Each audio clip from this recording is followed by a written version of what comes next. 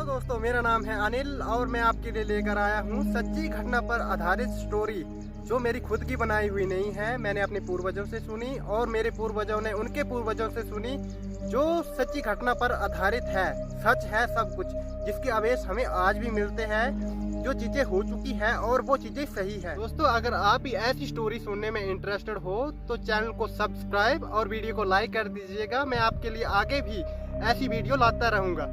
तो आइए दोस्तों, वीडियो शुरू करते हैं। मैं आपको सुनाने जा रहा हूँ काशी नगरी के राजा भर्तृहरि और रानी प्रिंगला की स्टोरी। एक समय की बात है दोस्तों, जब राजा गंगा के घाट से गुजर रहे थे तो उन्होंने एक अद्भुत दृश्य देखा, जिसे देखकर राजा हैरान हो गए, परेशान हो गए, क्योंकि बात ऐसी थी जो राजा को हजम नहीं हो रही थी कि ऐसा भी हो सकता है। तो राजा अपने जब महल में गए तो रानी से मुलाकात हुई उनकी। तो रानी को उन्होंने अपनी पूर्ण बात बताई कि रानी, मेरे साथ ये कुछ बातें हुई आज। तो रानी ने कहा कि राजा, आप परेशान क्यों हो, मेरे साथ बताओ, उसका वर्णन करो कि क्या हुआ, क्या देखा आपने ऐसा कि आप परेशान हो, हैरान हो। तो राजा कहते हैं कि हे रानी, जब मैं घाट से आ रहा था तो मैंने घाट के किनारे एक अद्भुत दृश्य देखा, जिसे देखकर मैं अचंभित हो गया। जब मैं घाट के किनारे आ रहा था तो मैंने देखा कि एक पंडित की मृत्यु हुई है और उसे दाह संस्कार के लिए शमशान घाट लाया जा रहा है। परंपरा के अनुसार दो लोगों ने उसकी अर्थी को कंधा दिया हुआ है, शंख है, घंट है, लोग और आगे पीछे चल रहे हैं उसके, सब अपनी अपनी परंपरा के अनुसार चल रहे सारे। तो चार लोगों ने उसकी चिता बनाई और उसको चिता के ऊपर रख दिया। उसके पुत्र ने उसकी चिता को आग दिया और उसकी बीवी जो थी पंडिताइन, वो उसके ऊपर बैठ गई, चिता के ऊपर, जलती हुई चिता के ऊपर उसने दाह वासन कर दिया। तो मैंने ये चीज देखी कि वो सत्यारी थी, सत्यवती स्त्री जो होती है वो मतलब अपने पति के साथ ही अपने प्राण त्याग देती है। तो उसने ऐसा किया। तो रानी अपने बड़े विनम्र शब्दों में कहती है कि राजन, वो सती स्त्री होती तो वो अपने पति के प्राण के साथ साथ अपने प्राण भी त्याग देती, उसकी मौत सुनते ही वो अपने प्राण त्याग देती। तो राजन कहते हैं कि ऐसा कैसे हो सकता है, उसने तो जिंदा अपना देह वासन कर दिया अग्नि में। तो कहती है कि वो हठियारी थी, मतलब जिद्दी थी, जिद के कारण उसने अपने प्राण त्यागे। अगर सती होती तो उसकी खबर सुनते ही वो डेथ हो जाती उसकी वहां पे। तो राजन कहते हैं कि मानने वाली बात नहीं है, जो मैंने देखा वो आपको बताया, लेकिन आपने मुझे मजाक समझ लिया।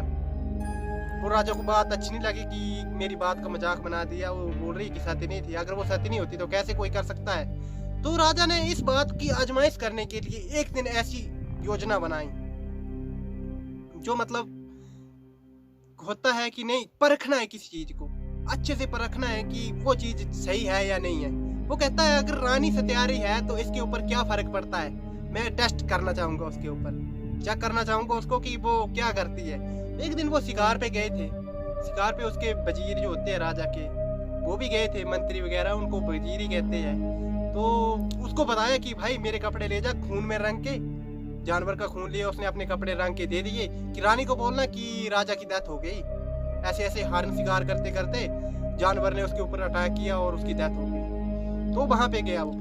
तो जब उसका मंत्री घर में जाकर उसके कपड़े लेकर गया तो रानी के सामने रख दिए उसके कपड़े कि रानी, ऐसे ऐसे महाराज की मृत्यु हो चुकी है, महाराज को जानवर ने काट लिया और ऐसे ऐसे उसकी मृत्यु हो गई। तो मतलब उसने उसके कपड़े जो थे राजा के अपनी छाती से लगाए, ऐसे छाती से लगाए, और उसी टाइम उसने अपने दे निवेश कर दिया राजा के लिए, मतलब उसने अपनी जान दे दी। सत्यारी थी भाई वो, उसके प्राण निकल गए। रानी जो थी सत्यारी थी। तो उस मंत्री ने जो ऐसे ऐसे हुआ था, जो भी बात हुई थी, उसने जाके उस राजा को बताई जाके कि राजन, ऐसे ऐसे रानी ने तो अपने प्राण त्याग दिए। तब राजा को ये फील हुआ कि ओ माय गॉड, मेरी जो रानी प्रिंगला थी उसने मेरे लिए प्राण त्याग दिए। वो पागल हो गया था भाई कि यार, मेरी ये जिद के कारण मेरा साह छूट गया, ऐसा भी होता है कभी क्या। तो बड़ी मुश्किल से राजा घर में पहुंचा, फिर जाके देखा जैसे रीति रिवाज के अनुसार देह वासन करते अग्नि में, उसका अंतिम संस्कार किया, सब कुछ किया जैसे जैसे जैसे हमारी रीति चलती आ रही थी, उस टाइम की रीति है। आजकल कुछ बदलाव आ गए, लेकिन आज पहले ऐसा नहीं था, जैसे चलता था बदलाव वैसे ही चलता है। उसने अंतिम संस्कार करने के बाद उसको लगा कि नहीं, मैंने गलत किया, मैंने सब कुछ गवा दिया, जो मेरे लिए भगवान मानती थी, झूठ बोल के मैंने उसके प्राण निकाल दिए। उसने लिया और उसकी जो चीता की मतलब धूल बची थी ना, उसको अपने सिर में डाल लिया और साधु बन गया वो। राज्य अभिषेक सब कुछ त्याग दिया उसने, लाल लोभ प्रजा ये वो जितने होते हैं इंसान जिन बंधनों में फंसा होता है वो सारे बंधन त्याग के साधु बन गया। वो साधु बन के वो काशी पर्वत चला गया।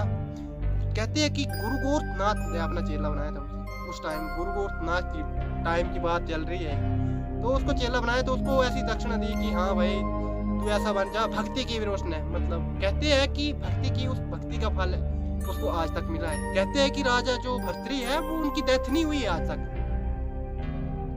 पूर्वज कहते हैं भाई हमें तो पता नहीं हुई नहीं हुई, लेकिन सुनी बात है कि उसकी डेथ नहीं हुई है। उसकी अवेश हमारे यहाँ है, लेकिन कुछ लोगों को पता है उसकी अवेश के बारे में। मुझे नहीं पता, मैंने नहीं देखा, लेकिन हमारे जो पूर्वज है वो कहते हैं कि है, अभी भी है वहाँ पे। नहीं दोस्तों, तो आपको लगता है कि नहीं लव है, उनके बीच लव था, प्यार था, उनके बीच ये सब चीजें नहीं, तो उनके बीच प्यार था, स्नेह था, भाव था, एक दूसरे के प्रति जो आदर थे, वो बड़ी चीजें मायने रखती है इंसान के प्रति। ऐसे इंसान होते हैं ना जो आपको मतलब किसी भी एंगल से मतलब ये सोचते हैं कि नहीं ये इंसान इस एंगल से अगर देखे तो हर एक एंगल से परफेक्ट लगता है उस इंसान को। वो हर एक एंगल से उसकी सेवा करोगे, हर एक एंगल से उसकी मजबूरी, उसकी बात को, उसकी हर एक बात को समझोगे कि हमारा इंसान जो है वो कैसा है। रानी को राजा से इतना लव था, इतना प्यार था, इतना स्नेह था कि उसको मतलब किसी बात की टेंशन नहीं हुई, वो उसके लिए डेथ कर गई अपनी।